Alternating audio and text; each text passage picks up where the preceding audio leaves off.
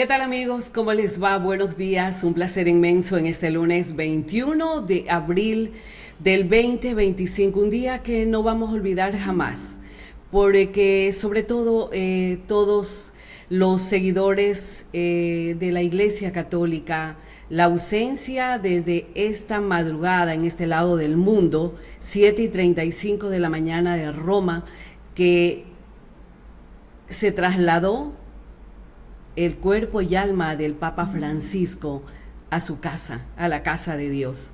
La muerte del Papa Francisco, el único Papa latinoamericano, si no me equivoco, y que fue justamente elegido hace 12 o 13 años atrás, y que este Papa fue catalogado en muchas ocasiones por esos actos tan hermosos de justicia, esos actos de humanidad, como un papa comunista, como un papa izquierdista, incluso maltratado por el propio presidente de su tierra natal, Argentina. Recordábamos esta madrugada cuando este lado del mundo se enteraba de la muerte del Papa Francisco. Por supuesto que lo vamos a recordar por esas palabras tan hermosas, esa unidad familiar, por ese mensaje de amor al prójimo que ha propiciado durante todo este tiempo frente al pontificio. La máxima autoridad de la Iglesia Católica entonces nos ha dejado esta madrugada en este lado del mundo. El Papa Francisco, repetimos, se ha ido ya a la casa del Señor. Así que lo vamos a recordar por siempre y estaremos elevando las oraciones para su descanso eterno. Debemos continuar, la vida continúa y debemos seguir hablando de los problemas y de los temas que nos debe concitar el interés a todos los machaleños, orenses y ecuatorianos. Y el día de hoy, en este inicio de semana, queremos hablar justamente de cómo va a estar la economía del Ecuador, cómo se proyecta la economía del país luego del triunfo del presidente Daniel Noboa. Y para ello hemos invitado al economista Roberto Córdoba. Él es analista económico y queremos preguntarle si vamos a poder lograr esa estabilidad económica que estamos deseando más de 17 millones de ecuatorianos de estos 4 años que viene ya como nuevo presidente Daniel Noboa. Bienvenido, economista, un gusto tenerlo con nosotros. ¿Cómo se proyecta la economía del Ecuador luego del triunfo de Daniel Noboa? Muchas gracias, Yane, por la invitación. Aquí siempre a compartir con usted criterios, puntos de vista que pueden estar equivocados o no, pero se lo expresa en el conocimiento y en el análisis objetivo de los hechos. Este 13 de abril el pueblo ecuatoriano mayoritariamente decidió continuar con un camino, porque la opción era continuar o no. Si no se continuaba, se vería una forma nueva de administrar, de gestionar la cosa pública. Pero como mayoritariamente se decidió continuar, entonces dentro de esto la expectativa de novedades en la forma de conducción son realmente escasas. Es decir, vamos a tener más de lo mismo. Se ha venido pidiendo un plan de reactivación económica, se ha venido pidiendo financiamiento para actividades productivas, pero esto por otro lado también va aparejado el tema de la seguridad. Es decir, gente que hace actividades privadas son vacunadas, son extorsionadas, y por lo tanto la gente, el emprendedor, tiene miedo de ampliar su negocio, tiene miedo de implementar una nueva línea de negocio, un nuevo negocio. No hay empleo, el empleo está en niveles muy, muy bajos, como se puede apreciar de las mismas cifras oficiales, pero tampoco el emprendimiento está siendo una opción por el tema de la inseguridad. Entonces, realmente lo que se viene es complicado. De otro lado, el contexto internacional no ayuda. Ya, justamente le iba a preguntar, o sea, si bien es cierto, la economía nacional, o sea, de casa adentro, Son retos y desafíos que va a tener el gobierno nacional que resolverlos en estos 4 años. Mientras tanto, el mundo, el mercado internacional lo ve con optimismo el triunfo de Daniel Noboa. El mercado, hay diferentes visiones, ¿no es cierto?, del mundo. Entonces, claro, así como vemos, así como hay un Trump o hay un Milei que de pronto felicitan al presidente Noboa, también hay una presidenta de México que cuestiona a un presidente colombiano, que obviamente en función de sus identidades ideológicas determinan una mejor o peor expectativa. Bueno, eso siempre ha pasado, Sí, ¿no? siempre ha pasado y siempre va a pasar. De acuerdo a la corriente económica. Correcto. Para explicación más que nada de la ciudadanía, dice que la victoria de Noboa ha generado optimismo en los mercados internacionales, reflejado en un aumento del 28.76% en los bonos de la deuda ecuatoriana. Se espera que su gobierno mantenga la disciplina fiscal y el vínculo con el Fondo Monetario Internacional para asegurar financiamiento externo. Explíquenos un poquito esto, economista Córdoba. Evidentemente las tasas de descuento con las que se negocian los bonos ecuatorianos está íntimamente relacionada también con el riesgo país, ¿no es cierto? El riesgo país bajó, ¿no? El riesgo país bajó, la tasa de descuento se contrajo, es decir, están comprando la deuda ecuatoriana más cerca de la par, ¿sí?, con poco descuento, que es una consecuencia lógica lo uno de lo otro. Pero esto no es más que efectivamente la relación del país con el Fondo Monetario Internacional, que se van a continuar pagando las acreencias, que se van a continuar haciendo reservas para cumplir puntualmente con el servicio de la deuda externa, capital e intereses. ¿Eso significa que vamos a seguir endeudándonos con el FMI? Es que ahí es donde viene. En tanto y en cuanto Ecuador cumpla con los pagos, el Fondo Monetario Internacional continúa haciéndole préstamos al Ecuador. Entonces, lo importante para los gobiernos que dependen de la benevolencia del Fondo Monetario Internacional es el flujo en términos de yo pago 100, pero me dan un préstamo por 120. Entonces, mientras me den más de lo que yo doy, entonces los gobiernos mantienen esta relación y obviamente se allanan a las observaciones, a las exigencias del Fondo Monetario Internacional respecto de las medidas económicas a tomarse, los ajustes fiscales, y por eso decía que no está previsto un cambio muy significativo respecto al manejo económico. ¿Cómo enfrenta entonces la economía Ecuador? Le pregunto porque hay una desalarización, estamos bajando definitivamente en pobreza. La economía ha disminuido también. Usted habló algo del tema del emprendedor, que está precarizando muchísimas veces el tema laboral en el país.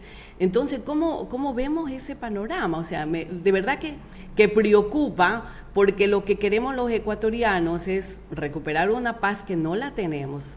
Tenemos el año más sangriento de la historia del Ecuador. Los registros de las muertes violentas son del día a día, de los noticieros del país. Definitivamente, ¿qué es lo que debería hacer el gobierno de Noboa para poder dar esas garantías, esa tranquilidad y ese desarrollo económico a la población? A ver, decíamos que la tan ansiada, cacareada, esperada inversión extranjera, ¿no es cierto?, desde el gobierno de Moreno se hicieron reformas a leyes y se implementaron leyes para hacer atractivo a Ecuador a la inversión extranjera. El último año, el año anterior, el año 2024, fue el peor año respecto de la recepción de inversión extranjera directa en el Ecuador. Es decir, la inversión extranjera no viene porque se la invite o porque no se la invite. La inversión extranjera viene porque ve condiciones adecuadas, ve transparencia en los mercados, ve transparencia en los países, no intromisión de temas legales, exactamente, ya. Seguridad jurídica. Y no ha venido. Entonces, ante la falta de inversión extranjera directa, ante la falta de inversión nacional, porque tenemos que estar claros de que hay un grupo de empresarios nacionales que tienen sus recursos y que los tiene afuera, justamente los tiene afuera, y los tiene afuera en una decisión de preservar su seguridad, la seguridad de su patrimonio, teniéndola en la banca internacional, y no la reinvierte en el país. No hay reinversión. Entonces, no hay inversión extranjera directa.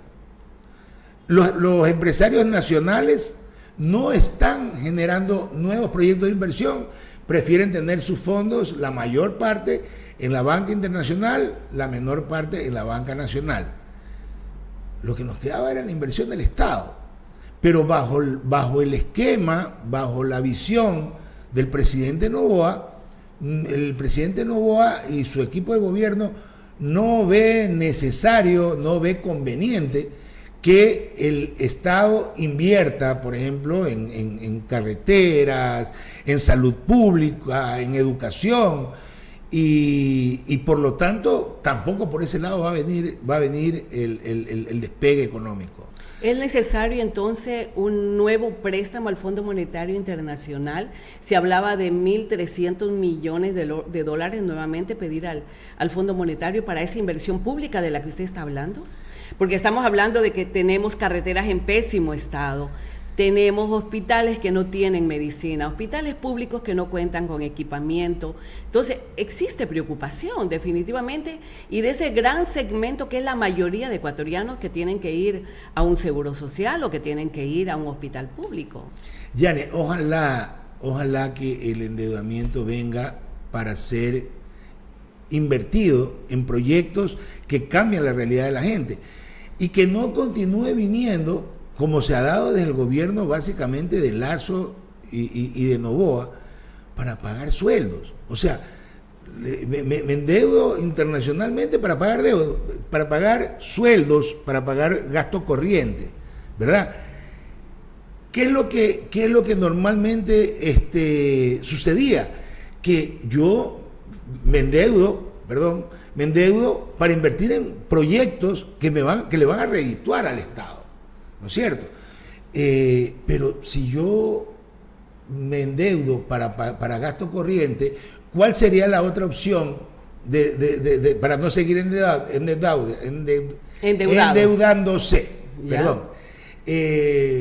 Subir los impuestos. ¿A quién afecta la subida de impuestos?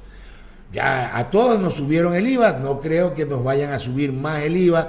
Dice que para temas de seguridad, que no hay una lógica en los números, ¿no es cierto? Porque subió la recaudación del IVA, pero no subió la ejecución del presupuesto de la policía en respecto de los temas de seguridad. Entonces, lo que se está evitando es que suban los impuestos, que esos impuestos vayan a ser cobrados en forma como impuestos directos en el impuesto a la renta, que son para los que más tienen, más pagan, ¿verdad? Porque ya el IVA es un impuesto indirecto, ese lo pagamos todos. Entonces, para no incrementar los impuestos, nos seguimos endeudando para cubrir gastos. Pero ¿cuál sería la otra opción, economista? Inversión del Estado. Es la inversión del Estado. Cuando usted habla de inversión del Estado, explíquenos un poquito más. Estamos hablando de arreglar las escuelas y colegios que están en deplorables condiciones, están por empezar las clases, el nuevo periodo lectivo. Estamos hablando de mejorar los hospitales, estamos hablando de comprar equipos, actualizar equipos, comprar medicina. Estamos hablando de arreglar carreteras, estamos hablando de ese tipo de inversión que no hay. Estamos hablando del mantenimiento de las hidroeléctricas, Janet. Ya. Por favor, nos va a coger nuevamente el tema de los apagones y pregunto yo, ¿se han hecho los mantenimientos a las hidroeléctricas? Porque se va asolvando, hay un asolve, es decir, las hidroeléctricas pierden profundidad porque el nivel de los desechos, de las rocas que vienen en el río, van aumentando y van perdiendo efectividad. Entonces, mientras no se haga un mantenimiento, mientras no se haga un dragado de las represas, vamos a seguir teniendo los mismos problemas. Claro, porque no vamos, yo creo que el Ecuador no está para un nuevo problema de apagones, de racionamientos eléctricos, donde ha existido miles de millones de pérdidas durante todo ese periodo, ¿no? Sería una afectación económica terrible. ¿Qué otra cosa más para reactivar la economía de los ecuatorianos? A ver, le decía que el contexto internacional no ayuda porque los famosos aranceles de Trump, ¿sí? Ahí hace falta una visión muy estratégica del gobierno nacional, ¿verdad? Los aranceles de Trump han afectado al mundo, a todo el mundo ha afectado. Así es. No podemos decir, no, es que nosotros hemos sido beneficiados porque no nos aumentaron tanto. Economista, cuando usted dice una afectación mundial, sí, pero hay muchas voces, hemos escuchado a muchísimos economistas, analistas económicos acá en el Ecuador, que dice que en el 2006 debimos haber entrado en un tratado de libre comercio como sí lo hizo Colombia, como sí lo hizo Perú, y que eso tal vez pudo haber disminuido la afectación que tenemos hoy en día. A ver, el señor Trump se pasó los TLC, los TLC con Canadá y con México, sus socios comerciales de primera más directos. Yeah. Por favor, de primera mano, en términos logísticos, en términos de costos logísticos, lo que tenía más cerca y más rápido era Canadá y México. Entonces, dicho esto, tampoco garantiza bajo la concepción del señor Trump. Yo no cuestiono del señor Trump las decisiones que él ha tomado, porque evidentemente que las decisiones que él ha tomado tienen una lógica económica respecto de la protección de los intereses americanos en un mundo ideal. Es decir, subo los aranceles del producto importado para que el producto nacional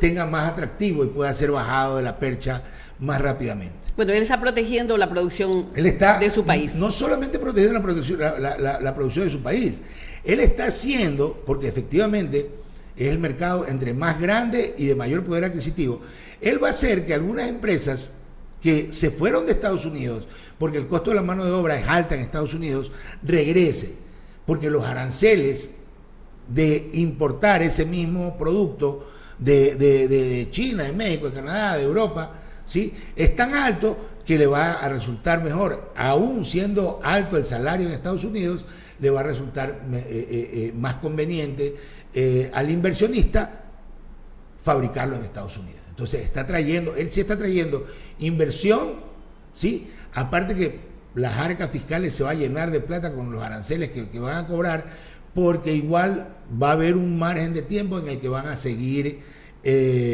comprando esos productos caros. El beneficio para Estados Unidos, más no para otros países de la región. Pero ¿qué implica eso? Implica que va a haber en los Estados Unidos una inflación. Los precios van a aumentar. En el momento que aumentan los precios, la canasta, el presupuesto familiar no va a alcanzar. Claro, no le va a alcanzar. Entonces tú tienes que comenzar a dejar de consumir ciertas cosas para adecuarte a los nuevos precios.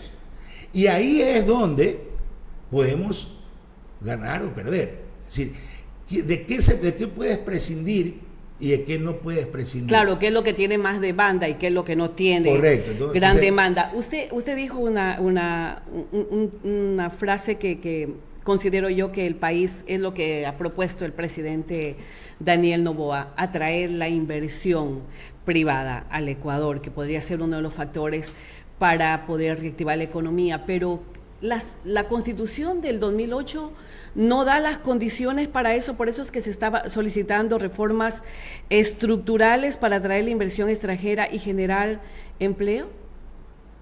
La Constitución, la inversión extranjera directa ha estado siempre presente en el país. Vuelvo y repito, el año pasado fue la más baja en los gobiernos de los empresarios, porque hay que reconocer que el grupo Lazo, el grupo liderado por el señor Guillermo Lazo, y el grupo de empresas liderado por la familia Noboa son de los grupos económicos más importantes del país. Así es. ¿Verdad? Y eso es absolutamente legítimo. Lo que sí es raro es que en los gobiernos liderados por los grupos empresariales más grandes del país, la inversión extranjera decaiga. ¿Por qué? ¿Pero por qué? ¿Qué es lo que está pasando? Vuelvo y repito, el inversionista extranjero no viene porque somos un país pequeño, por la capacidad de nuestra demanda, no somos atractivos para la inversión extranjera, porque somos un mercado de 18 millones de personas y al lado tenemos en Perú y en Colombia países con el doble de nuestra población, fácilmente o un poco más. Entonces al ser pequeños es la logística lo que nos pueden diferenciar para decir vamos a generar una base logística. Tenemos que generar nuevos tipos de negocios, tenemos que hacer cosas que antes no hemos hecho. Yane, usted estuvo vinculada de una u otra forma, ambos tuvimos la oportunidad de colaborar, por ejemplo, con el señor prefecto provincial respecto al aeropuerto Santa Rosa, en donde se hablaba de un proyecto de generar, de aumentar exportaciones vía aérea, ¿sí? Que son productos que normalmente no se comercializaban a nivel internacional, ¿verdad? Eso es hacer algo diferente. Ya el camarón ecuatoriano está posicionado en una crisis del sector camaronero internacional, a nivel internacional, los precios están deprimidos, pero nuestro sector camaronero es tan grande que no puede parar no puede parar la mano, ¿verdad?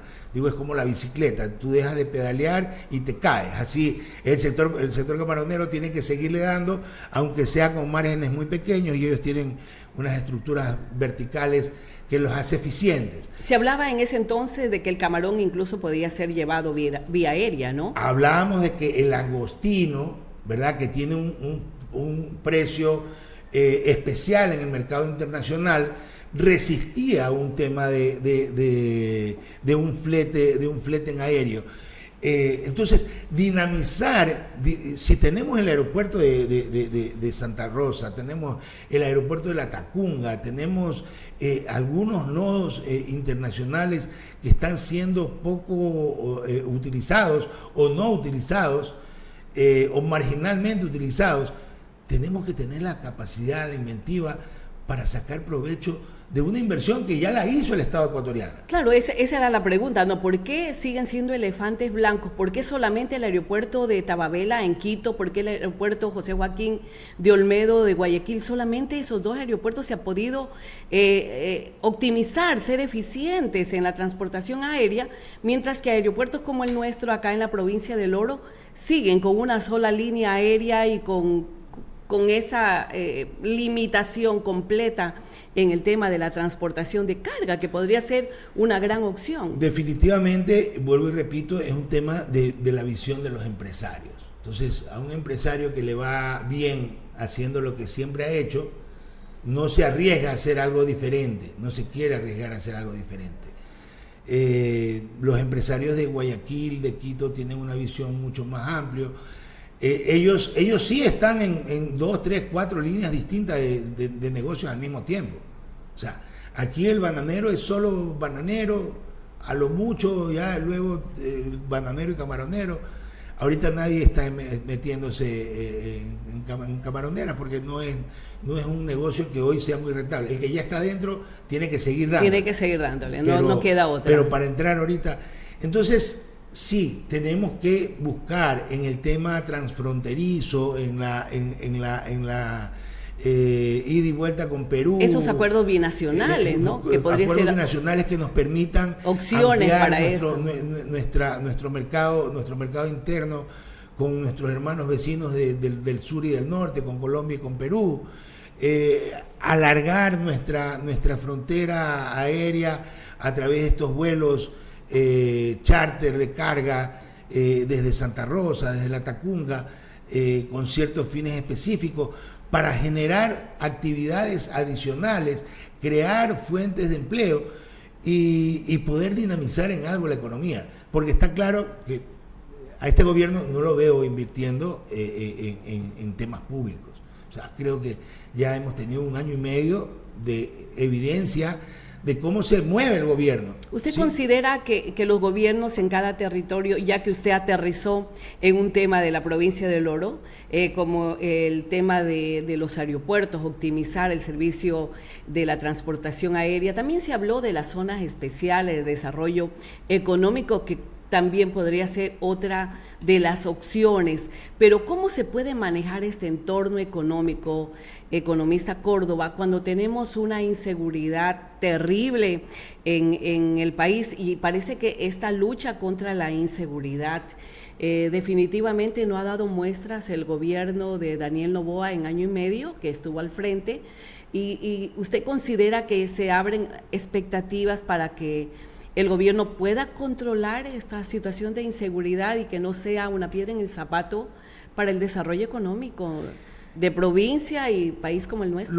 Lo es, Yane, lo es, lamentablemente, mientras no se haya controlado a las bandas delincuenciales, mientras no se las haya sometido, mientras no se las haya encarcelado, exterminado en el sentido de exterminar la banda, no de hacer una matanza. En una guerra hay bajas de lado y lado. Cuando me refiero a exterminar el problema de la seguridad, me refiero a que terminen estos grupos delincuenciales, de una u de otra forma. O sea, ya estamos cansados y nos está arrastrando, los temas delincuenciales nos está arrastrando a una recesión económica en un contexto internacional que no ayuda, Entonces, definitivamente no nos queda más que ver hacia afuera, hacer un análisis dentro de estos temas arancelarios en los que están interviniendo potencias como Estados Unidos, como China, como México, como Canadá, que están embroncados ellos, con Rusia, ¿no es cierto? ¿Qué podemos ganar nosotros? ¿Qué opciones tenemos nosotros? Sí, claro. porque ¿Y en qué productos? La geografía de México es de una u otra forma similar a la nuestra, ¿no es cierto? Desde México hacia el sur somos muy parecidos. El camarón mexicano entraba con mucha ventaja en Estados Unidos. ¿Qué va a pasar con el camarón ecuatoriano? ¿Va a poder sustituir al camarón mexicano en la mesa de los estadounidenses?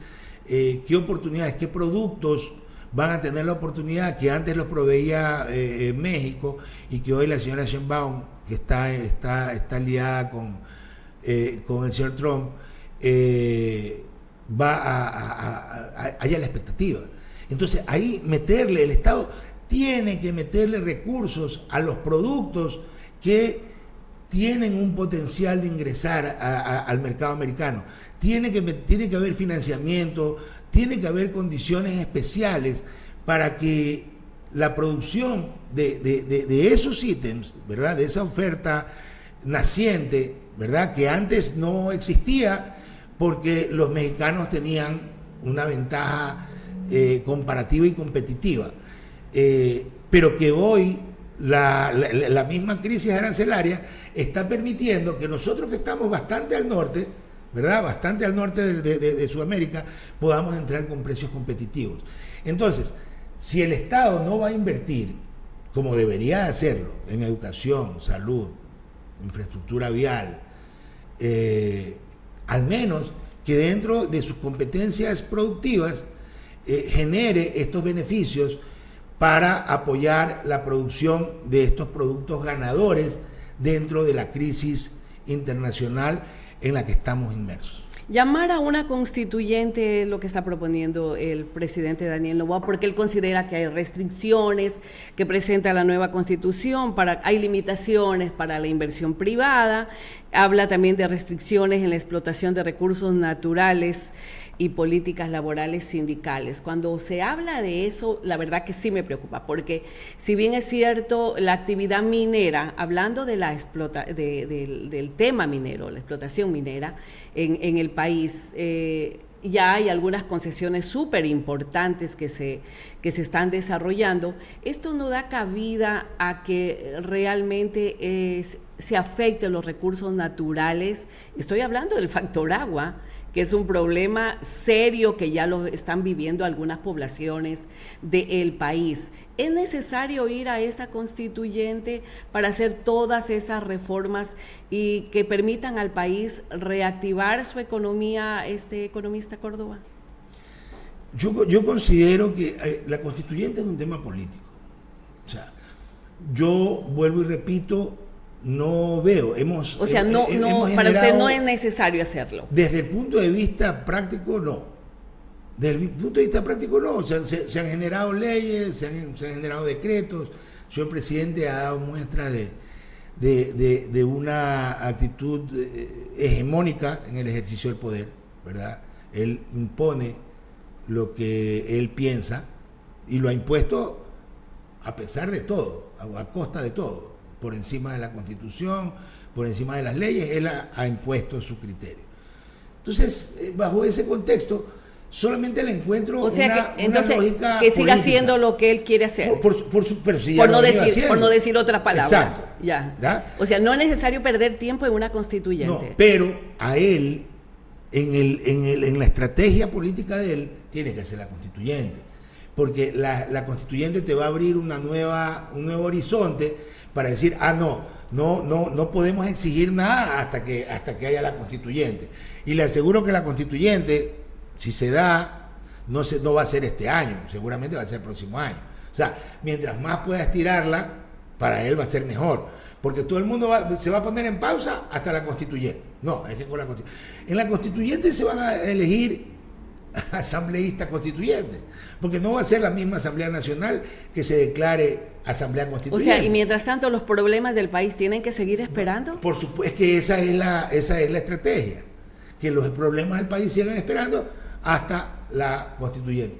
En la constituyente hay que ver qué pasa, porque la gente tiene que ir nuevamente a las urnas, tenemos que ir nuevamente a las urnas, vamos a votar y vamos a ver cuál será la constitución. ¿Será la conformación de la constituyente? ¿Será parecida a la asamblea actual?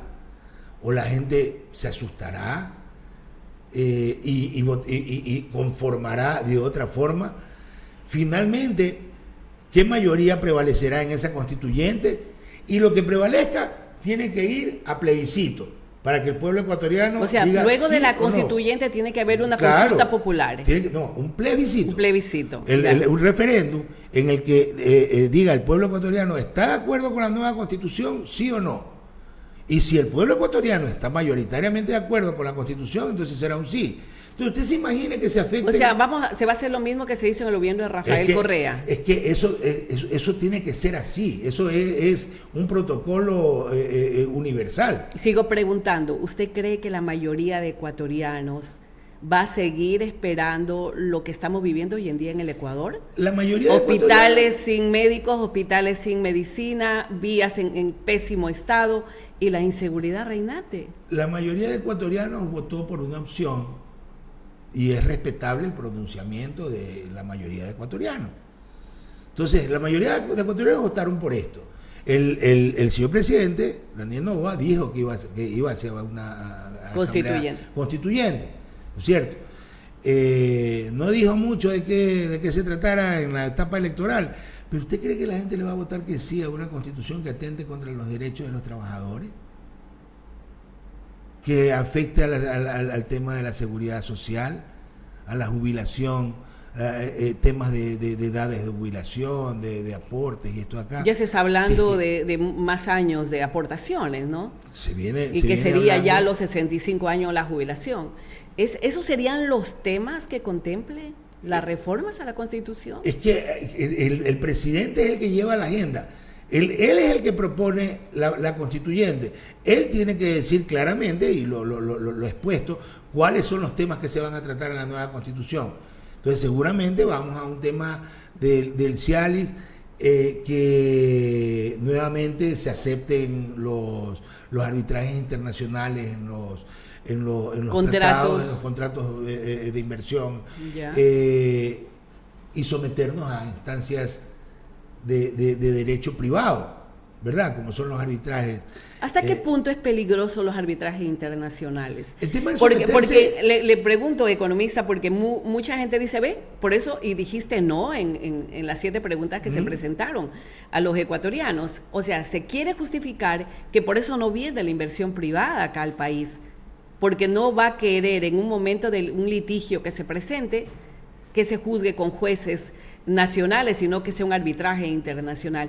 Pero ¿hasta qué punto eso es bueno para el país? El problema es el riesgo de estar sometido a una justicia prácticamente privada, porque la justicia, los árbitros internacionales no son parte de un sistema internacional de justicia pública. Son jueces, son árbitros privados. Para la Obviamente, empresa que la contrata. Los contratan las dos partes, se ponen las de acuerdo. empresas interesadas. Exacto, las dos partes se ponen de acuerdo y el que muñequea mejor, ¿no es cierto?, puede revertir la balanza para el un lado o para el otro. Y puede ser perjudicial para el país. Es que los estados no pueden muñequear. Los estados utilizan, son muy formales. Hay elementos que no se puede, usted no puede sacar una partida para hacer una promoción de algo si no está plenamente justificada. Pero los privados sí pueden muñequear, los privados sí manejan formas de contratación y de manejos que no son muy éticos, ¿sí? No todos, por favor, no todos. A lo que me refiero es que para el Estado, cualquier Estado representado por cualquier gobierno, le resulta mucho más difícil muñequear en instancias de arbitraje internacional. Entonces, en conclusión, ¿no se avisora un buen momento económico para el país en estos 4 años de gobierno del recién electo presidente Daniel Noboa? Si las condiciones continúan igual. Es que van a continuar igual, Janet. Lo primero es continuar con la guerra a los grupos delincuenciales, ¿ya? Que ha sido, se ha visto más presencia de policías y militares en las calles, sin embargo los crímenes siguen aumentando. Es decir, en términos de resultados, no hemos superado, estamos lejos de superar ese problema, ¿sí? Sí, que se mantenga la decisión política, ¿verdad?, de que la Policía Nacional haga su mejor esfuerzo en las calles, pero que eso tenga un resultado en el lado de las muertes violentas, que no las ha tenido. Entonces, por ese lado, mientras no se supere eso, no podemos decirle a nuestros emprendedores que hagan un esfuerzo mayor, porque más bien los emprendimientos van cerrando. La semana pasada, a un amigo personal, un gran amigo, le balean su domicilio. Ya. Y comienzan a extorsionarlo. Entonces, se lo digo de buena fuente, obviamente no puedo decir el nombre y no lo voy a hacer, pero cada vez las realidades se nos acercan más. Y esas personas cierran sus negocios. Entonces, esas personas que despiden a sus trabajadores. Correcto. Obvio. Correcto. Es una afectación no se directa van del país porque indirecta. ya comienzan a tosigarlos. Entonces me voy del país.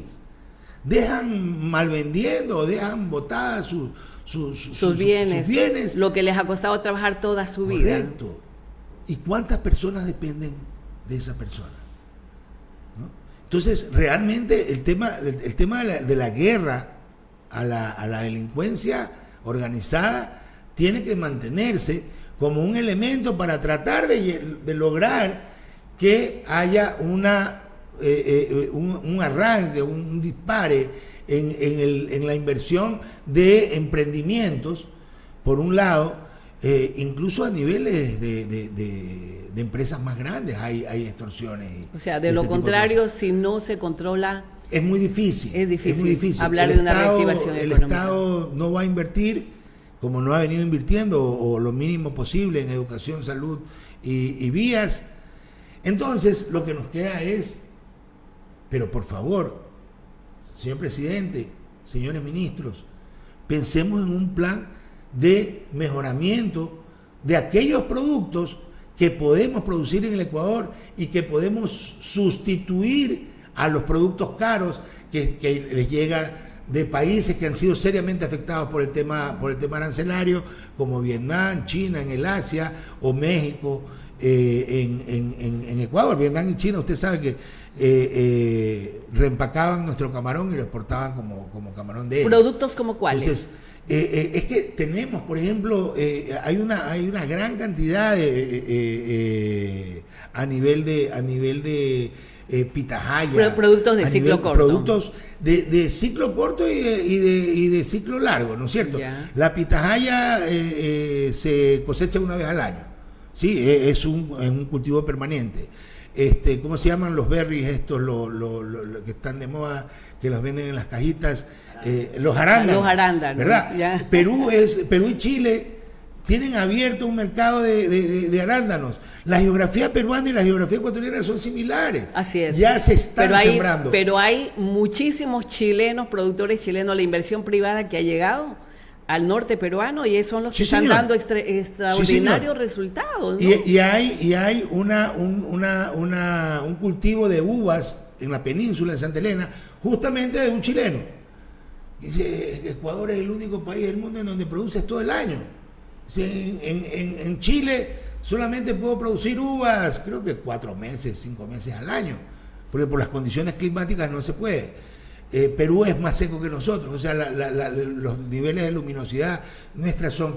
Entonces, hay una gran cantidad de productos que tienen que identificarse y que tienen que ser apoyados desde el punto de vista empresarial, con líneas de financiamiento, con mejoramiento de semillas. Ahí hay un lindo trabajo que se puede hacer y que no requiere de la inversión, de una inversión tan grande más por parte que de del Estado. decisión política. Decisión política, tecnología, siempre tecnología, y un poder de análisis del entorno y del momento, ¿no? Y saber que a nivel internacional no solamente el tema de los aranceles de Trump, que van de la mano con el tema de la guerra de Rusia con Ucrania, la participación de Europa y Estados Unidos, y nuevamente los aranceles están ahí. O sea, ellos están enfrascados en una problemática muy compleja. Y nosotros debemos aprovechar esa. Y nosotros tenemos que tener la sagacidad para saber aprovechar cómo esas movernos oportunidades. cómo esas movernos. oportunidades. Porque vamos a ser afectados por un lado, pero también tenemos oportunidades por otro. Bueno, ojalá Dios lo ilumine al señor presidente Daniel Noboa y definitivamente se ponga a trabajar. La inversión pública creo que es trascendental para el desarrollo de la sociedad ecuatoriana, dejando a un lado ese criterio de que lo privado es siempre lo más eficiente. Creo que lo público debemos optimizarlo, debemos ayudar a los hospitales, debemos tener más médicos en los hospitales, mejorar la salud, la educación, abrir un campo de oportunidades para los jóvenes ecuatorianos, para los adolescentes, los niños, y estaremos trabajando también en seguridad. Mi querido Roberto, muchísimas gracias por su presencia aquí con nosotros en Orovisión. A usted por la invitación y siempre a la orden, es un gusto. Amigos, un abrazo para todos y un maravilloso inicio de semana. Buenos días.